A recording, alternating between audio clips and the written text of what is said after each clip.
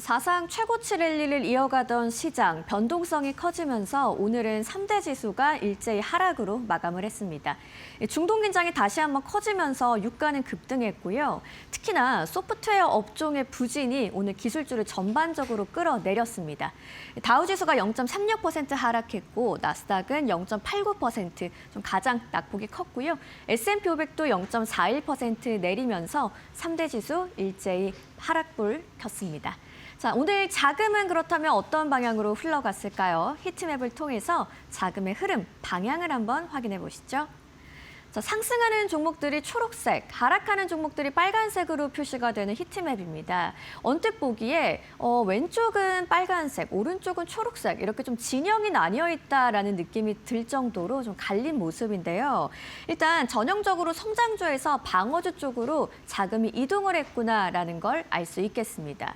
한편 오늘 증시의 하락을 주도했던 것, 업종별로 살펴보시면 역시나 소프트웨어 쪽의 부진입니다.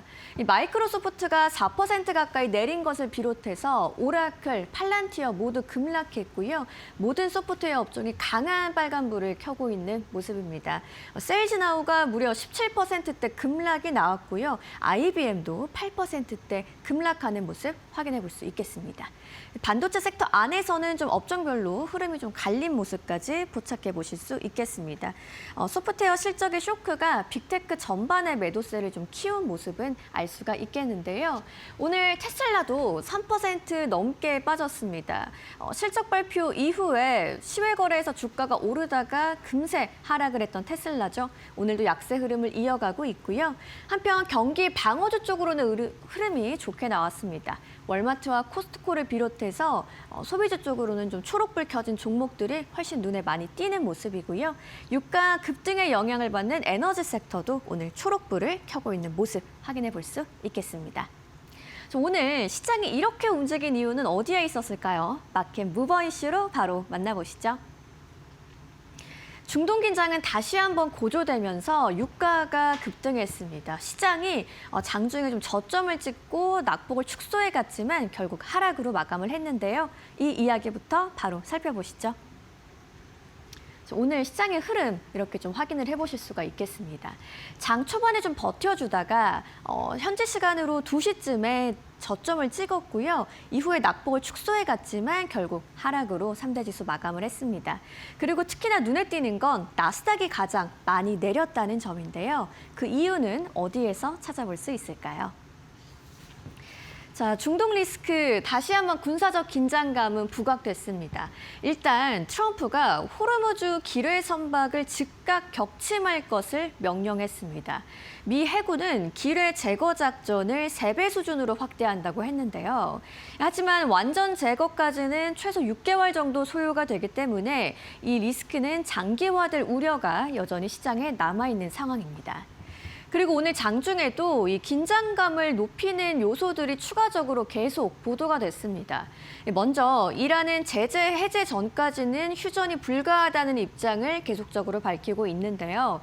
여기에 더해서 이스라엘, 레바논 공습 등 군사 충돌은 지속되고 있고요. 협상의 핵심 인물인 이란 의회 의장이 협상팀에서 제외가 되는 등 내부적으로도 혼선이 계속적으로 빚어지는 상황입니다.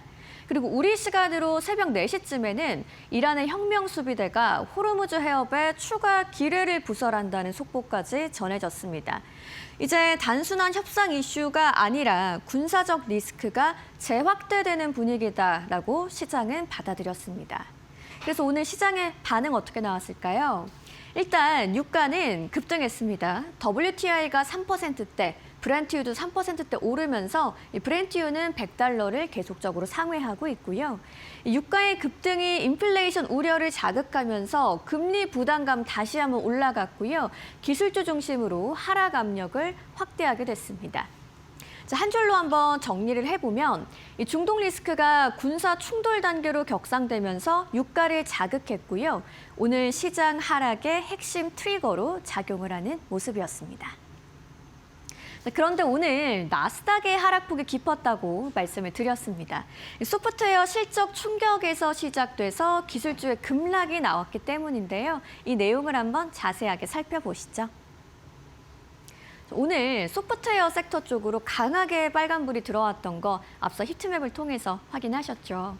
나스닥 약세 핵심 축이 됐다고 볼 수 있겠는데요. 이 소프트웨어 ETF인 IGV는 장중에 약 5%대 후반까지 하락했고요. 한때는 7%대까지 내리기도 했습니다.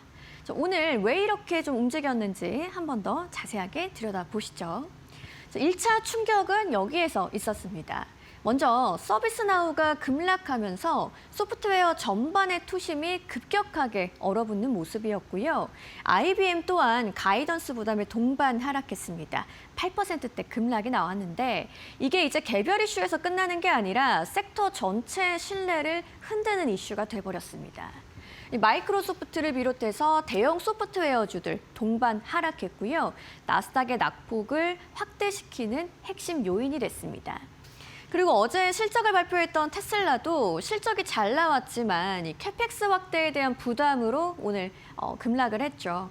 이익보다는 비용을 보는 시장이라는 점을 확인할 수 있는 대목입니다. 그렇다면 왜 이렇게까지 빠졌을까요? 일단 시장은 단순한 실적 미스보다도 이 수익성을 재평가하는 성격의 하락장이 오늘 나왔다고 볼 수 있겠고요.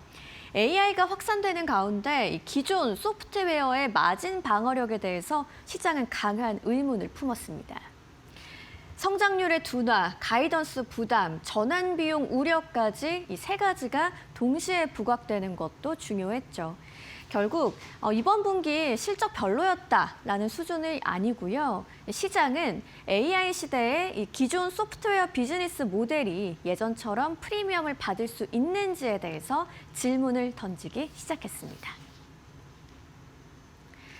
오늘 섹터 전반에 소프트웨어 쇼크가 퍼졌습니다. 이 소프트웨어는 고밸류 업종이기 때문에 수익성이 의심된다면 낙폭은 더 확대될 수밖에 없는 구조고요.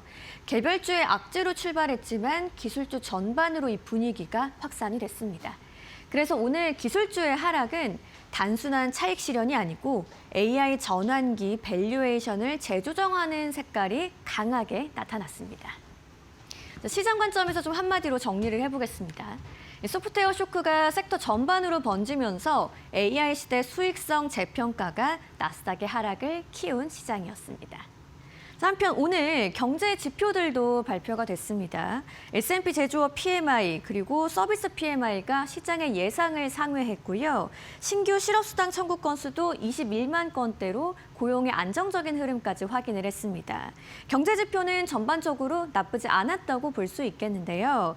다만 물가 상승 신호가 함께 나오면서 시장에는 다소 부담으로 작용을 했고요. 오늘은 이 지표보다도 유가와 섹터 이슈에 시장이 더 크게 반응했다고 볼 수 있겠습니다.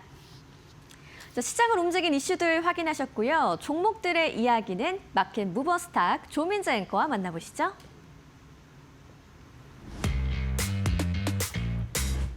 밤사이의 주요 특징주 이슈 먼저 만나보기 전에요. 이제 인텔이 우리 시각으로 조금 전에 실적을 발표했습니다. 굉장히 폭발적인 실적을 발표했는데 우선 시장의 반응부터 확인해 보시죠. 인텔의 시간의 현재 주가 흐름. 자, 가장 먼저 이 실적을 보고 나서 보시면 이해가 더욱더 편하실 겁니다. 정말 폭발적인 실적을 발표했는데요. 우선 가장 맨 윗단에 있는 게 1분기 전체 매출과 주당순이익입니다. 이 주당순이익 EPS가요, 0.29달러, 예상치 대비해서 3,000% 이상 잘 나왔습니다. 전년비 대비해서도 123%, 예상치도 껑충 뛰어넘었고요. 작년에 비해서도 훨씬 개선되는 흐름이 나타났습니다. 매출도 마찬가지로 긍정적인 흐름을 보였는데요. 이 매출이 135억 8천만 달러, 예상치 대비해서 10% 가까이 잘 나왔고요. 전년비 대비해서도 7% 이상 잘 나왔습니다. 이 최근 7개 분기 중에서 거의 5개 분기에서 이 매출 감소세가 나타났는데 드디어 이 감소의 악순환을 끊어냈다는 평가가 나오는 그런 지점이죠. 또 이어서 가장 중요한 부분이죠. 이 데이터 센터와 AI 매출 전년 대비해서 22%나 증가한 50억 달러를 기록하면서 앞으로의 성장성에서도 굉장히 강한 잠재력을 보이고 있다라는 점이 확인이 됐고요. 인텔의 이 파운드리 부활의 신호탄이 다시 한번 켜졌습니다. 파운드리 매출이요 54억 2천만 달러를 기록하면서 이 예상치를 훌쩍 뛰어넘었습니다. 거의 10% 이상 뛰어넘었고요. 전년 대비해서도 16% 나와줬습니다. 앞으로의 전망도 굉장히 밝은데요. 이 2분기 가이던스를 보시자면요. 우선 이 2분기 EPS 전망치 이 예상치 대비해서도 130% 가까이 잘 나왔고요. 매출 전망 역시 이 최대 13.5% 가까이 기존 예측치보다 잘 나와줬습니다. 이 종합적으로 보자면 인텔 이번에 굉장히 깜짝 놀랄 만한 CPU 수요를 기록하면서 이 주당 순이익이 3,000% 이상 껑충 뛸 만큼 깜짝 놀랄 만한 실적을 발표했다는 거죠. 자, 그래서 거기에 추가적으로 이어진 CEO 발언들도 굉장히 좀 눈길을 끌었는데요. 리포탄 인텔 CEO가 이 AI 시스템용 프로세서 수요가 매우 강하다. 그리고 계속해서 이런 수요들을 충족하기에는 굉장히 어려운 수준이다. 앞으로도 굉장히 가파른 이 성장세가 이어질 것이라고 이 예측을 했고요. 종합을 하자면 이번 인텔의 실적, AI 인프라 투자 확대가 이제 본격적으로 실적에 반영되는 구간이라는 점 확인이 됐습니다. 그동안은 돈을 굉장히 많이 썼었죠. 그러면서 저걸 과연 이 수익화로 이어갈 수 있을까라는 의문감이 인텔에게 있었는데 당당하게 3,000% 이상 예측치 상회라는 결과로 이걸 증명을 해낸 것이죠. 한 가지 더 체크할 점은요. 그동안 이제 AI 시장은 엔비디아의 GPU가 주도를 해왔었죠. 그런데 그건 이제 한창 학습이 중요할 당시의 시장이었고요. 이제 AI 시장은 에이전트 AI의 등장으로 학습이 아니라 추론 영역 쪽에 더 무게추가 실리고 있죠. 이 추론에 필수적인 게 바로 CPU입니다. 이제는 엔비디아 GPU의 독주 체제에서 CPU로 조금 더 이제 앞으로의 무게감이 실리고 있다. 덕분에 지금 이 시각 인텔 시간의 주가 흐름을 보자면요. 굉장한 상승세를 보여주고 있습니다. 16.56% 굉장히 강한 상승세를 보이면서 컨퍼런스 콜에서 이어진 이야기들도 앞으로의 인텔의 기대감을 한층 더 높여주고 있겠구나 해석을 해볼 수가 있겠습니다. 이렇게 인텔 방금 발표한 실적을 봤고요. 이제는 나머지 특징주들 이슈를 차례대로 보도록 할 텐데요. 굉장히 극적인 하룻밤이었습니다. 가장 먼저 테슬라. 사실 어제는 테슬라가 이 시각의 주인공이었죠. 어제 이 시각에 1분기 호실적을 발표를 했던 점 기억이 나실 겁니다. 특히나 이 적자가 예상이 됐었던 잉여 현금 흐름이 흑자로 발표되면서 이제 시간의 거래에서 4% 가까이 급등이 나왔었는데요. 이 분위기가 이상하게 하루 만에 바뀌었죠. 밤사이 정규장에서는 오히려 3.5% 이상 하락했습니다. 이유는 딱 한 가지입니다. 올해 자본 지출 전망을 작년의 3배 수준으로 크게 상향한 점이 문제가 됐는데요. 이 어디에다가 돈을 그렇게 많이 쓰냐. AI 자율주행 그리고 옵티머스 이 로봇에다가 투자를 더 많이 늘리겠다는 이유인데 목적이 뭐가 됐든지 간에 투자에 생각보다 돈을 너무 많이 쓴다는 거죠. 또 여기서 더 문제가 되는 점은요. 이 똑같이 돈을 많이 쓰더라도 클라우드라는 안정적인 수익원이 있는 이런 하이퍼 스케일러들과는 다르게 테슬라는 지금 본업인 전기차도 부진하죠. 그리고 기대를 걸고 있는 미래 사업, 로봇택시, 로봇 이런 것들도 생각을 해보자면요. 지금 당장 수익화할 수 있는 사업이 아닙니다. 어디까지나 미래의 기대감에 실려 있는 사업이죠. 자, 그렇다고 테슬라만 문제였냐? 아닙니다. 밤사이에 하이퍼 스케일러들도 그동안 AI에 돈을 너무 많이 쓴 나머지 구조조정 역풍을 맞고 있는 모습이 고스란히 확인이 됐는데요. 먼저 마이크로소프트가 4% 이상 내렸습니다. 창사 이래 처음으로 자발적 퇴직을 받게 됐고요. 이유는 간단합니다. 그동안 AI 인프라에 돈을 너무 많이 썼기 때문이죠.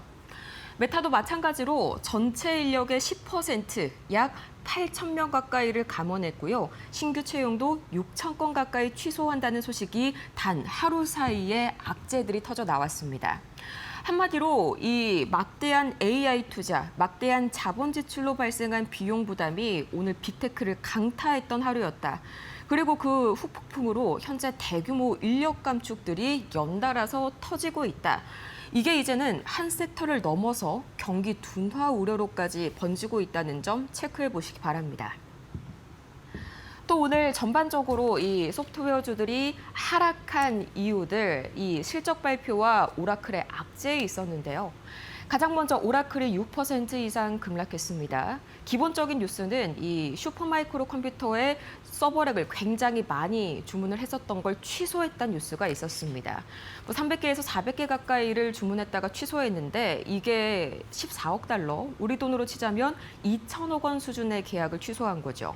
표면적으로는 이게 슈마컴 창립자가 얼마 전에 엔비디아 침 밀수를 했다가 걸렸던 적이 있죠. 이거라고 보도가 되긴 했습니다만 한편에서는 그거는 핑계고 이것도 마찬가지로 돈이 없어서 주문 취소한 거 아니냐 이런 의구심이 강하게 나타나고 있고요. 지금까지 오라클의 투자 행보를 봤을 때는 충분히 나올 수 있는 말이죠. 뿐만 아니라 오늘 IBM과 서비스나우의 실적이 나오면서 이 소프트웨어주의 본격적인 급락세가 이어졌습니다. 우선은 두 회사 모두 1분기 매출과 영업이익, 당장의 실적은 전망치를 웃돌았지만요. 주가는 하락했는데요. 우선 IBM의 경우에는 소프트웨어 사업의 성장세가 꺾이면서 1분기 매출 증가율이 둔화됐습니다. 이 클라우드 부문의 자회사인 레드햇이 상당히 좀 매출이 부진했는데 그게 발목을 잡았고요. 이 서비스나우도 마찬가지로 17% 이상의 급락이 나왔죠. 이란 전쟁 여파로 인해서 중동 쪽 계약에 차질이 생겼다. 이것 때문에 2분기 구독 서비스 매출이 타격을 입었다. 회사 측은 이렇게 일회성 이유를 댔는데 사실 이런 현상들이 공통적으로 나타난다는 거 바로 AI의 잠식을 피할 수 없었던 결과로 풀이가 되고 있습니다.